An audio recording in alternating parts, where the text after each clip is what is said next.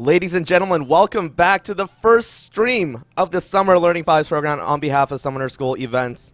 We are back with Game 2 in the series between Geology Rocks and Loony Spoons. Loony Spoons up 1-0 so far in the best of 2 series. Introducing your teams on the red side, rather on the blue side this time. We have Geology Rocks, Dysentery Gary in the top lane, Heidi in the jungle, Lord Call in the mid lane, Lord Ultra Titan, and Pocket Banana rocking out that bot lane duo. Speaking of the red shirts, mostly because Braum is shirtless, we have Loony Spoons, who are going to be Shade Hendricks in the top lane playing Hecarim, Panda KD, taking up the invisible Jungle Evelyn, actually. Nope, looks like I can still go on. Uniter Flash on Azir in the mid. As AD carry, I'm Shush will be playing Jinx, and Golden Beaver will be playing Braum. Are you a Golden Believer? Always. I believe in everything. I really That's believe a very in the power. interesting philosophy. Right? I can never be wrong. That's true. That's true. It's like when I in go... the end, you're right, but Exactly. also you're wrong. It's like so going it depends to a on how horse you look race at it. and You betting could also on all say the that you're horses. always wrong, but Josh? That's true. I believe in the power of these top laners, though, at early levels. Renekton and Hecarim. Very scary Nice in the transition. early game. Thank you very much. Good one. But really, though, I wonder what these junglers are going to do if there's going to be a top lane focus, given the fact that Hecarim and Renekton can kind of snowball out of control. Hecarim arguably better in the late game due to the fact that his ultimate offers a ton of utility and the sustain he can bring in team fights. I would certainly take that side of the argument that Hecarim is better in the late game, but Renekton, of course, known for his laning prowess, might be able to keep this game short enough that Hecarim does not get to that point where he outshines him. Taking an early game off a team in a best of 2 series can really say a lot or do a lot for a team's momentum and kind of morale. So let's see if Shade Hendricks is able to bring that fierceness out. My Little Pony, definitely a champion that you can do that on. Oh god. He's just constantly making reference to, like, children's toys. I'm gonna get Is that what I'm sued. gonna have to deal with for the rest of the cast here? How about we talk about Power Rangers next? I don't know. He's Galactic Azir. Maybe he's one of the villains. There's a Star Wars-y thing in there somewhere. Yeah, maybe. Star Wars wasn't meant to be a kid's thing, was it? But Shiny Wind Blow, Lady Janna might be going down early, forced to flash at level 1. That could be huge for them. Lord Titan hits level 2. Getting chunked down this early against an aggressive lane like a Braum and Jinx is going to spell disaster for Geology Rock. So if they were looking to bring back this game to a 1-1 finish at the series, this is getting off to a bad start. But the Jank does come in from the side, forced to flash out. Send Spider later on, I'm sure, trying to get the last Neurotoxin off, but that's not going to be able to finish it off. But before Golden Beaver gets chunked down a whole bunch, so while I was saying Geology Rock's not getting off to a good start, looks like Heidi's side coming in to try and prove us wrong. Aggression coming out from both teams. I like it. That was beautifully played by Geology Rocks' bottom lane, though. Well, not only do they recognize the advantage they had at level 2 and go in hard, which is not only really good to do, whoa, we might have more of a fight. Pocket Banana's roaming up forward. Doesn't look like they want to pick this one, though. There's a lot of minions there. I'm Shush would probably go down.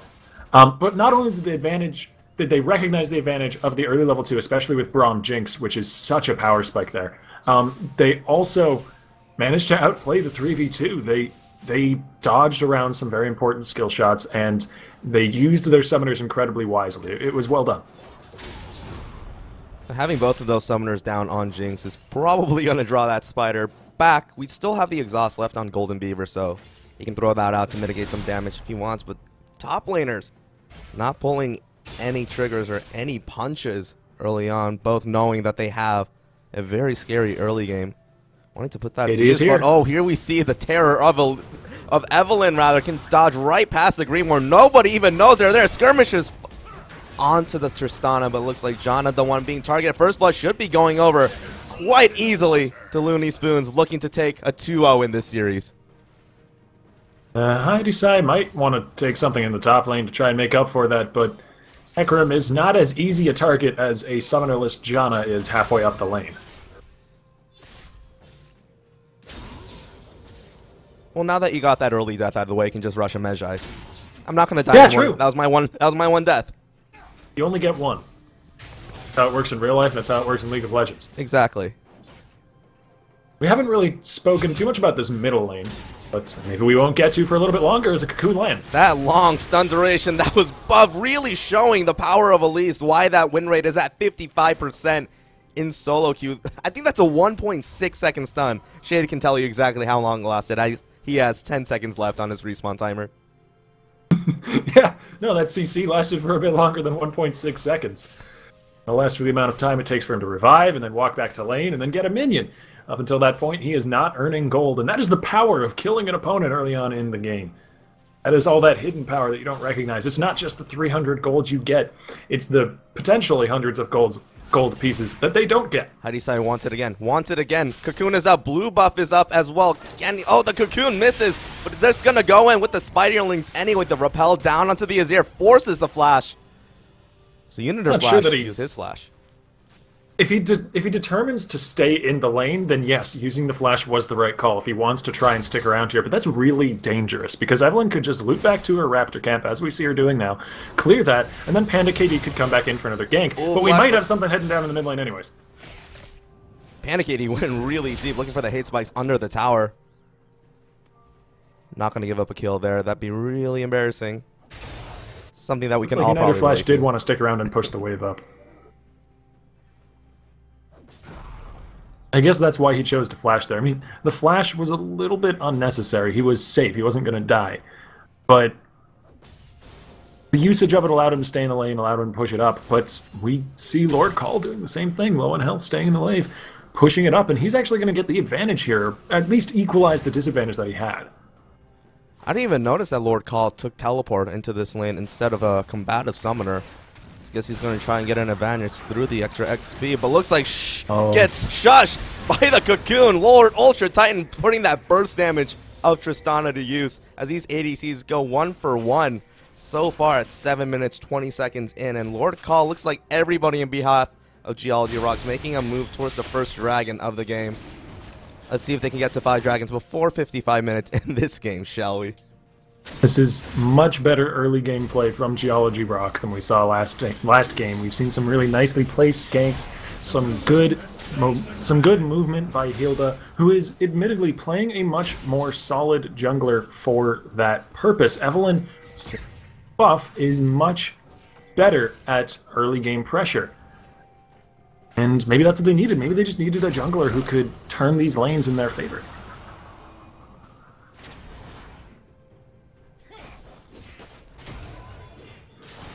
Ooh, over blue buff. Over the blue buff, not able to get it, but Heidi looking for the kill anyway. If I can't get the blue buff with the smite, I'm going to just take it off you when I kill you, but the hate spikes saying go away. Evelyn picking up 1.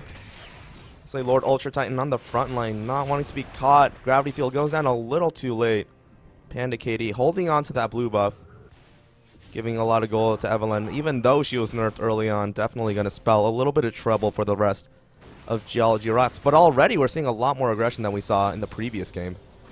I think, in fairness though, since we have mentioned the Evelyn nerf, we should also mention the small buff that she got. While she did get reduced in her early game damage, her later game capability to start a teamfight and indeed continue a teamfight got buffed. The slow percentage on her ulti got increased by, I believe, somewhere around 8 to 10%. It's pretty significant.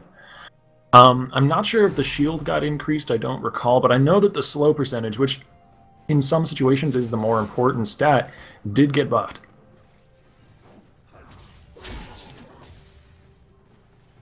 Just hit a 5-man Agony's Embrace. Easy peasy. Yeah, no, that's all you gotta do. It's point and click. Just press the buttons on the enemy team. How is that hard? Korean advice. Just hit your skill shots. Don't miss. Don't miss, and you'll do more damage. Yeah, I mean, you have 2 options here, miss or hit. Why would you not pick hit? Panda looking to hit some more. There are no vision wards rather on behalf of Team Geology. So it looks like Panda looking for an opportune moment to go in. There he is, choosing to take the fight here. Shade, however, getting chunked down really low by Dysentery Gary.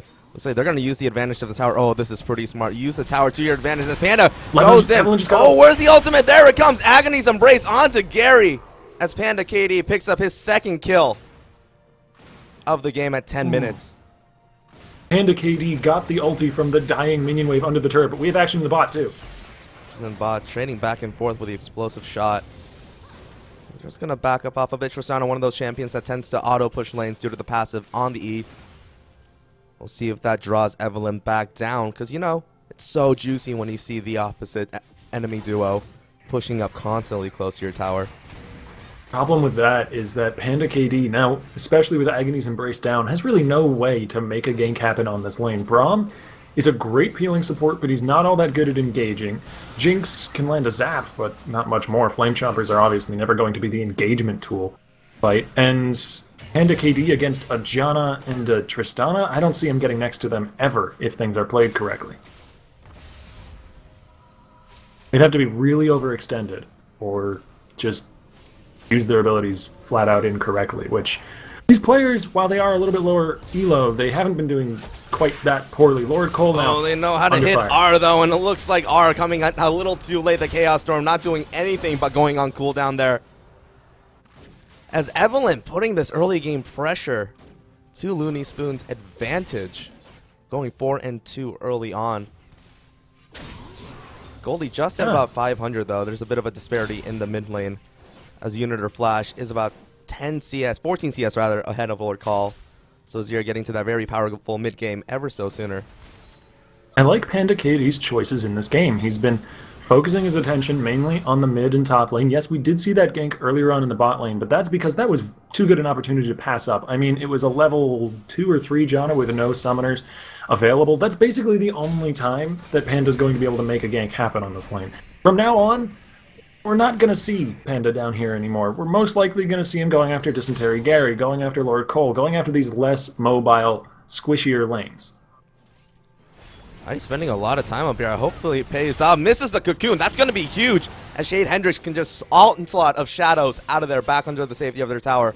But knowing that the junglers up top might draw attention to the bot lane, it's like Panda KD doing exactly that, looking for something to happen. Lord Call also wanting to join the party. Oh, he's missing farm, though, as he's roaming down here, and he's already behind. Can't really afford to fall much further, and Panda KD is going to make him regret his choices. Surprise! Here comes both of them. The Sand Soldiers are out, and Lord Call probably going to go down here. Oh, just a little bit of distance away. Shurima Shuffle for the win. Heidi side just interrupted by the pink ward that went down, but it looks like 5 kills to 2 so far in advantage of Loony Spoons, with Dragon coming up in just about 50 seconds. It's a much different game than we saw last time, and I think it's mainly due to the junglers. We've seen much better early pressure from both junglers. We've seen a Dragon early on in the game, rather than left waiting around to be done later. We've seen ganks all over the map, and, well, Loony Spoons is coming up better simply because Panda KD is having more pressure. Mainly because of that lack of pink wards that you mentioned earlier, actually. There's nothing that Panda KD needs to be afraid of. There are no pink wards on the map here. There's one over in his jungle. But there's no green wards on his buffs, which is a good way to spot Evelynn. There's no pink wards in those really nice approach directions that Evelynn likes to use. It's a field day, really.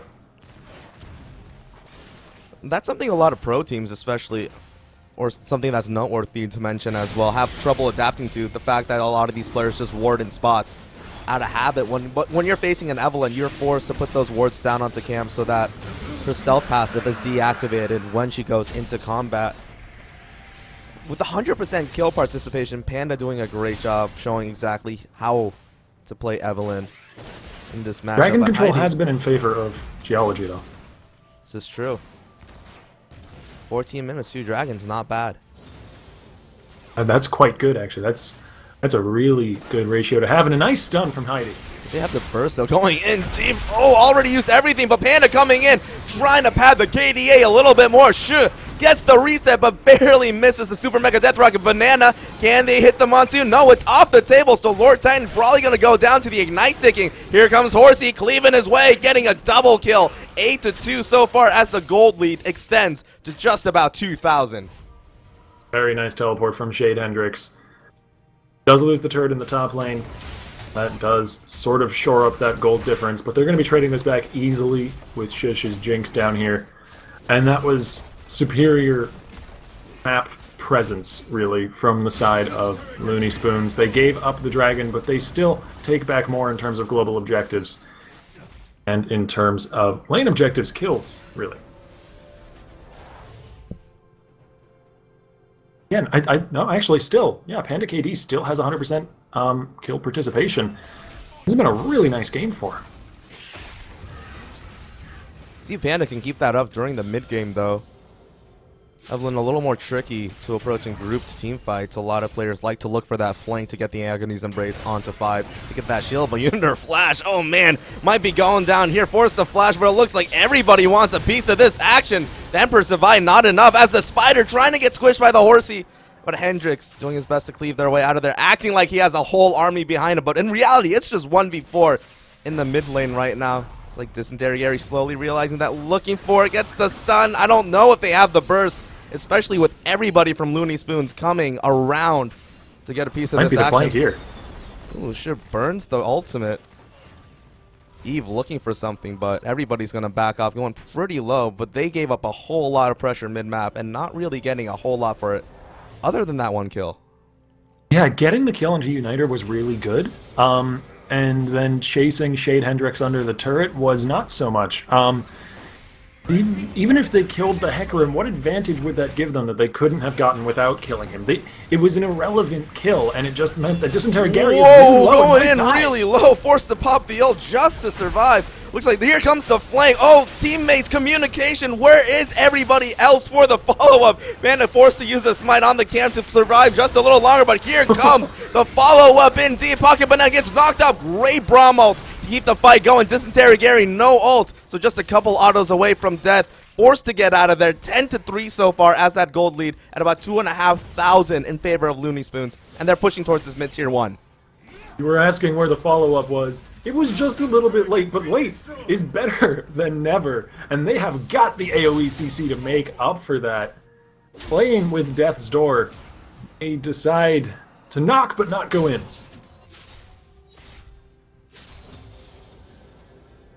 Uniter Flash is going to keep up the pressure. We haven't really seen Uniter Flash anywhere but the mid lane, but he seems to be doing well enough. The roams over and over from Lord Cole to the bottom lane and to Dragon to help take it down have cost him dearly in terms of CS. He's down by 40 to 50 or so. Translating to 1.6k. That used to be a large rod before they went on sale. That's a pretty significant amount. Especially considering the fact that Victor needs a bit more gold than most other mid laners. His item costs are very high because of that Hextech core. It's incredibly powerful, it gives you basically free AP, but if you want to get it up and perfect it, you need a lot of gold. Less money, mo problems if you're Victor. Maybe he can That's pick kind up of a how it little works for a more. lot of people. This is true. It works for me too. On an unrelated note, Octavia and I You are mean you're taking not gonna be able donations. You're not going to be able to afford to rent that billboard? We'll see what happens there. Panda kill. Oh, lost Evelyn's 100% kill participation. Might be getting reported after the game. GG, no re. Will be no re. Ends no matter which way it ends, because it's the best of 2, and this is the second game. Transitions. Speaking of best of 2s and the end of the game, Dragon coming up in 1 minute. Tier 1 segue coming in. Looks like mid-millionaire's going to pick up that blue buff to make sure they're ready for this fight. Oh, Shade Hendrix might wanting to get started a little early as the phase Josh, increase damage. Your segues are so good, I almost think you're a security officer.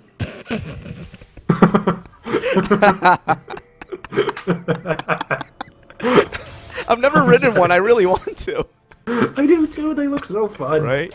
There's these new ones that are like 3-wheeled and stuff, and they look like giant standing Nice. tricycles, and they're what I've wanted since I was a kid, and I just didn't know I wanted it. Go into a half pipe with one.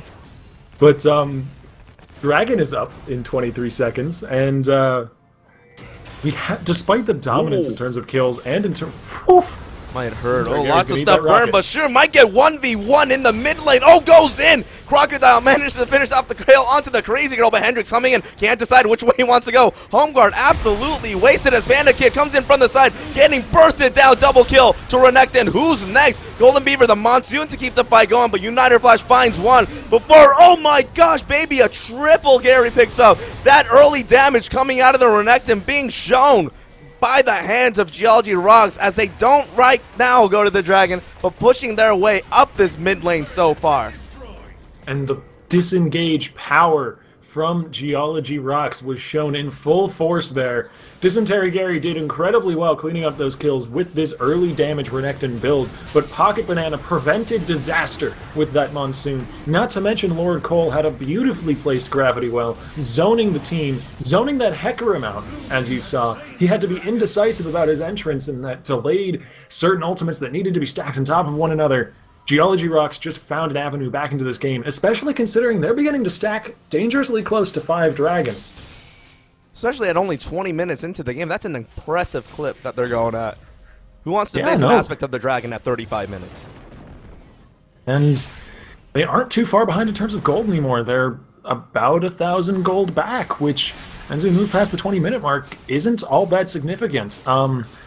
Renekton is going to have a really big impact in the next few fights. Because those kills went on to him, because he's got such an advantage here, Dysentery Gary will have to make use of that because it's not going to matter in 10 minutes. It's not going to matter in 15 minutes. Renekton becomes a tank. He isn't a damage dealer any longer.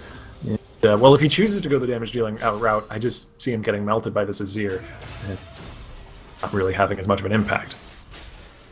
So Heidi, everybody coming in for a great ultimate to get him out of the way. Still going in deep. Oh, they're going to flash in as Itsy Bitsy Spider climbs up the Emperor's face, taking him out as they apply more pressure to this mid-tier too. Able to get this. Tristana is incredibly good at pushing down turrets. No minion wave for the armor shred though. Agony's Embrace coming out early. Not able to capitalize much on the shield that she got for landing that on 4 champions, I believe. Looks like Geology Rocks gonna rock their way through this tower, but looks like the flank coming in. They're not gonna take this for free as Victor goes down. Golden Beaver trying to cleave his way through. Dysentery Gary doing what he can. All the gold is on him. So Lord Ultra Titan not doing much. My Little Pony picks up 3 as Shade Hendrix goes crazy, looking for even more blood. But the Monsoon is down. If they get jumped on, this could be a clean ace. But the disengage coming out of Janna discourages Loony Spoons from picking up any more, but they did pick up 3 kills. They're trying to storm away with the gold lead. And there again, we see that great team fighting from Loony Spoons, people swapping in and out to tank up the damage. Hendrix starting it off, taking a few kills, backing out when he gets low. Panda Kid coming in for some follow-up, backing out when he gets low. Nobody quite dying, and everybody making maximum use of all of their health, because if you have a few hundred health to give so that the rest of your team can keep on fighting, then you give that few hundred health. You make the fight continue so long as you can win it. Loony Spoons really understands these team fights, and I'm not quite sure where Geology Rocks can go from here to avoid that. They need to avoid a team fight like that again, obviously. I think a lot of it falls down to Pocket Banana. Not where you would expect it to fall, but that is where most of their peel is, and they're going to need to peel really, really well to win these fights going forward. Pocket Banana is going to have some great Monsoons, I think. That on top of Dysentery Gary having an impact in the next few fights. He didn't really in that one. If those two things can happen, Geology Rocks can win the fights. If those two things don't happen, Geology Rocks will likely not. No pressure, Pocket Banana. Well, Dysentery Gary's carrying some of the pressure as well. It's not all on him, but I would say a good amount of it is. Mainly because Lord Call doesn't have a ton of mobility himself. Lord Ultra Titan does on Tristana, but still can benefit from that peel greatly. And there's a lot of dive coming to the backline. A lot of flanking, a lot of diving. Donna's got her work cut out for her this game. Especially when they're facing an ADC that outscales the Tristana of patch 5.14. Not the Season 4, late Season 4 Tristana that we used to see that you should just delete your team in one rotation of the rapid fire. Tristana, a lot more objective focused ADC. Typically we see Tristanas get sent to lanes alone to just kind of auto push waves. All by her lonesome, considering the fact that she can take down towers so very fast. A little bit of solo farming. That is a very good point. That is one of the ways that we could see Geology Rocks pull out at least an advantage here. Is going for those tower rotations. Whoa. There, Gary can just do what he likes. He's had a huge power spike right here. I mean, he has more than an 80 CS differential between him and the enemy top laner. To be fair, Shade Hendricks does have 6 kills of his own. He's not doing terribly, but Gary is a powerhouse right now.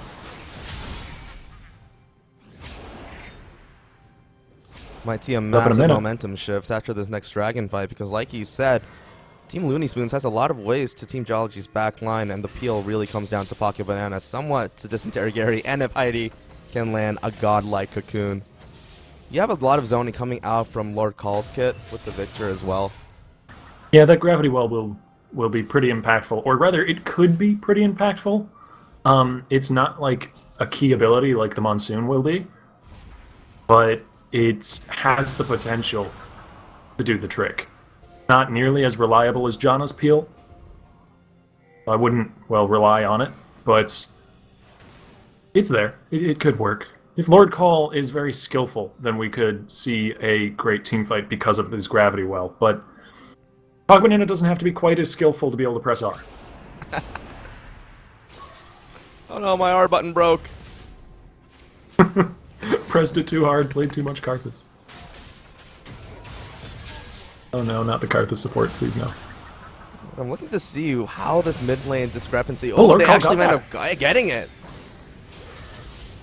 And he's going to zone out the Hecarim once again. That's a good Gravity Well. It didn't take a fight after it, but it was well placed. Burton teleported in order to be able to use that home guard advantage, but not able to find an engage there. Don't have vision in the Pixelverse. Not sure if they want to face check this. Oh, Golden Beaver trapped in between a rock and a hard place. Dysentery Gary looking for an opportunity to go in, but Shade Hendricks going in when he's really low. Jinx on the backline shredding. Nobody's looking at her so far. No way to the backline. It's everybody on behalf of Geology getting shredded. Resets coming in, flashing forward, Wild Turtle style. 2-piece for the max range zap. Manages to find the target. Clean ace for Loony Spoons as they turn their eyes towards whatever the hell they want right now. This is another beautifully played team fight from Loony Spoons. Look at their health bars. I say it over and over again, but they are making use of every last drop of health that they have. And Panda KD, I don't think I can overstate how important that Evelynn flank was. Panda KD really having such an impact on this game. He's been in 18 out of the 19 kills on the map. He set up a beautiful team fight for I'm Shush with that Jinx ulti chunking away 3 people's health, getting the resets for him. This game just swung and swung hard. I still can't believe the max range that we saw. We have the chat blowing up. Yeah, that was nice packs. too. Oh my gosh. I don't know, maybe I'm too focused on the Evelynn. Maybe I'm too focused on the huge AoE Wombo combo, which actually won them the fight. But the zap was also right. Quite nice. It was. Don't want to diminish that. Credit where credit is due. I think it was blind too. He's predicting where he'd be running. 360 no scope. Did he spin in a circle before doing it? That would be even more impressive. We'll say he did. Okay. It's going on the official record. Josh, write that down. Wrote it down in the official record. Done. Okay, thank you. Rom is carrying a chair. I love that skin. Oh, it's a fantastic skin. I just wanted to make note of that. Also, it's very appropriate because his name is Golden Beaver, and that skin, all the like visual effects are tinted gold. Ah, that's true. It's probably planned all along. Likely. I wouldn't put it past him. I'm a Golden Believer. As is the rest of the chat. Baron is up, and actually a potential objective here could be a way back into the game for Geology Rocks, or a way to end it out for Loony Spoons. And a KD is likely going to look to try and loop around here. If they can get another gorgeous flank like that, that could just be the end of the game. At least very near to it. Could give them the Baron, it could give them an inhibitor perhaps. Jade Hendricks might be looking for the flank himself, or just taking down this turret. It's very low. Yeah, it's super low. They're forcing the rotation. No teleport on behalf of Lord Call. Only up to Dysentery Gary to make a quick map rotation using the TP. But I like going to be rotating towards bot. Yeah, I like the aggression we're seeing coming out of both teams a lot more. In the previous game, we saw a lot of hesitation, even when they picked up a few kills in a team fight, to really push those advantages and pressure objectives or set themselves up for future pushes. Loony Spoons, as soon as they take something or as soon as they see a window somewhere, they're doing a lot better of a job pushing those little windows, because a lot of times in League of Legends, you're not going to find these massive wide open windows that say, hey guys, free tower, you can take this right now. A lot of times you have such a little narrow window to spot that in, so Loony Spoon's doing a much better job. Gary trying to break through windows of his own, going in super deep. Gonna back up, finally realizing, hey, maybe not the greatest idea when we're 6,000 gold down. Yeah, I can understand why he went that far. He's just frustrated, needs to try and make a pick happen, and they looked like they were out of position, but they weren't quite. Ender Flash is fairly mobile on here, and KD was far enough away already for it not to be all that bad. And I would like to take a moment and look at where we are hitting in terms of item spikes, particularly with I'm Shush as the camera settles on him. Infinity Edge, Phantom Dancer, Last Whisper, that is the holy trinity of items for an AD carry, and 30 minutes into the game, he is going to start absolutely shredding people. Not to mention a red pot burning on top of that, yeah. Oh my goodness, that's just sneaky. They have no idea they're there. There's no vision around as they slowly realize, hey, they're all gone. Maybe they're at Baron. Ow, they get the surprise. Gary looking for the fight. Everybody on the backside. Oh, that's a bad engage. Panda Katie not able to get much damage out, but sure, going on a rampage as they pick up two, turning it right around. Gary on the front line getting absolutely demolished as the rest of Team Geology is on the run. Whoa, Karima Shuffle into the Super Mega Death Rocket. Finds their target as they say, you know what guys, screw Baron, we're just going to go charging right down mid lane for the inhib. With a Jinx at this 3-item spike point with the minigun, they can just win the game here. This very well might be GG. Pocket Ban will be up soon alongside Lord Ultra Titan. They might be able to stop the push, or perhaps they'll just volunteer to stop the push here. Yeah, it looks like they're going to be backing up. Take the safe play and maybe go back to the Baron pit and start all over again. I'm Shush is still at full health. They've got some tankiness left. They could probably take this down pretty quickly, but as far as that team fight goes, it was a pretty decent chance for Geology Rocks. Loony Spoons was a little bit split. They were a little bit low because they just started the Baron. Not low, but they were a little bit poked already, basically for free from the Baron damage. But they were just too far ahead in terms of stats. That's the most unfortunate thing in League of Legends, when you get the good engage, when you nearly burst someone down, but the rest of their team is just too strong. Lord getting a split push on as Victor. Shade Hendricks saying, I'm going to throw everything at you. You're not getting away from me. Unless, of course, you get away from me. Nope, burns everything, goes godlike. Here's another kill for the Horus, sitting at 11,400 gold. So ahead. No. Oh, gets sniped. As if a Jinx with 3 items wasn't scary enough, let's throw even more gold on I'm Shh. That is a very, very scary Jinx, and there's a long way back into this game for Geology Rocks, and I'm not sure that they're going to be able to walk that path. I said Renekton needed to have much more of an impact during the mid-game. We just haven't seen that, and Janna needed to peel much more. We've seen multiple really great flanks from Panda KD, and the Monsoons just haven't been enough. Ender Flash might go down. Going in Super D, might be able to get the Shurima Shuffle off. Shade coming in from the backside. Guys, this was all calculated. He's writing in all chat right now. Chaos Storm comes down, but Uniter Flash, gonna get out of there. Oh, the bait. Easy peasy. Intentional or not, it was a bait. Solo Dragon, no problem, while the rest of Loony Spoons charging down bot to pick up their second inhib of the game at 34 minutes. The rest of Geology Rocks, all they can really do is watch a Shush taking the front line. Nobody wanting to mess with this Jinx. Gets locked down. Look at the crit. Holy crap. Pocket Banana going in for a flashy play, but the Monsoon only raining on herself.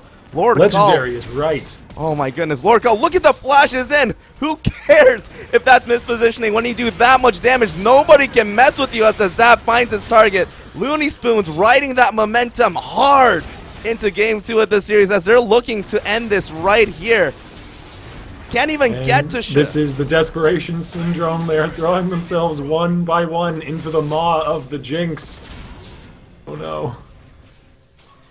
Very likely GG right now. Tristana down, Elise down, Janna down as they're shredding through, and the next is definitely gonna be GG. Way shorter than the game we had in game 1, but that's gonna be Loony Spoons taking it 2-0 in this series against Geology Rocks in our first summer stream of the Learning 5s program of North America. And wow, what a series it has been. What a really well played game by Panda KD. I mean, we did see legendary Jinx at the end, and I'm Shush cleaned up those team fights really, really well. Credit to him, landing nice zaps as we saw. But Panda KD kept a tight hold on the early game and managed to get some really nice flanks during the mid game. That guy brought this team to victory here. My God, it's going 3-1 and 17. Showing absolute dominance. Big credit going to Golden Beaver as well on Braum. Going 1-1 and 21. A lot of the times supports go unnoticed, but not this time, buddy. You are absolutely golden. Using that share to carry your friends. But every